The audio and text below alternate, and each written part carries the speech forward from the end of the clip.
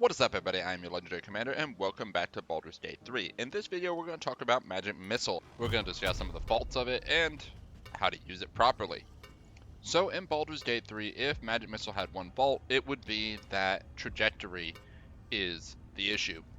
When you shoot off a Magic Missile, they can impact objects, meaning if a tree is in your way, the missile won't make contact. If there's a wall in your way, you can't hit your target. So maneuvering might be needed to hit your target with Magic Missile. However, that's really the only fault with Magic Missile. Everything else about Magic Missile is pretty awesome. Magic Missile gives you 3 missiles at first level, and then for every level after that, it's going to give you 1 more. These missiles, as long as nothing gets in their way, have 100% accuracy and will hit their target no matter what. So this can be useful in multiple different scenarios. One, what I like to call a spell dump. This is the moment you need to hit a target as hard as you can with as much damage as you can, and you can't risk not hitting.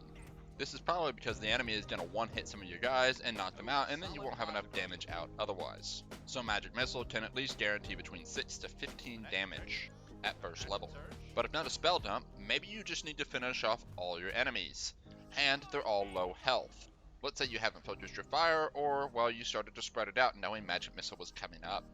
You could take your Magic Missile and go 1, 2, 3, 4, however high of a level you cast it. Anyone with 2 hit points or lower is guaranteed to die. Everyone else with over 2 health points, well, that's a 2 to 5 damage that they might receive. This can be good for destroying your enemy's action economy. Taking a sword off the playing field means he can't hit you, of course. So dumping all your damage or spreading it out to hit multiple targets sounds nice, but what else can you use it for? Well, following it up, it can actually be used as a good last hit to make sure an enemy dies. Sometimes waiting to make sure that enemy dies isn't worth the risk of taking a 60% chance with your sword when you could just cast a spell and kill it instantly. You may waste a lot of the damage potential, but you can guarantee you're going to kill him. But it's not always about killing an enemy. You could also cast Magic Missile at an enemy who has a concentration spell. By hitting him at least with even just 1 Magic Missile, you can possibly break his concentration, and that Bane spell or Bless spell or whatever other spell he has that he's concentrating on now has to take a saving throw. And on that note of spells, the enemy could cast a spell like Mirror Image. This makes it very hard to hit the target. A lot of times it ends up making you waste party members' turns. Well, like I said before, if he is low health, Magic Missile might just finish him off and you don't have to burn through all that. Because Magic Missile won't hit the mirror images, it'll hit the main target. There are also other spells that can replicate an enemy, and they only can take 1 hit before they disappear, but they give the enemy a chance to hit you with multiple attacks. This is a good time to use Magic Missile and hit each of those targets and break them up before they get an actual chance. So in a nutshell, Magic Missile is a guaranteed hit. It can break saving throws, it can kill enemies or multiple enemies very quickly.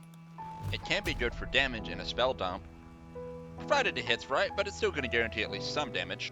But that's kind of where Magic Missile ends. It's fairly basic, doing exactly what it says it does. And it pretty much rides exactly on the rules of D&D's Magic Missile.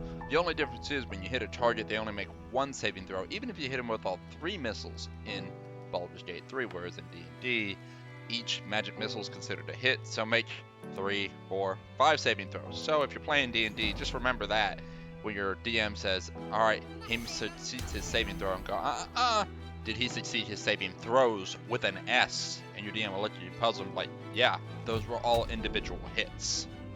I don't know, you may not want to do that. Might make your DM mad. But guys, that is going to be it for this one. I hope you all enjoyed it. I hope you learned something from this. If you did, hit that like button. Don't forget to subscribe. Make sure to tell your friends. But you all take care. And I'll catch you next time.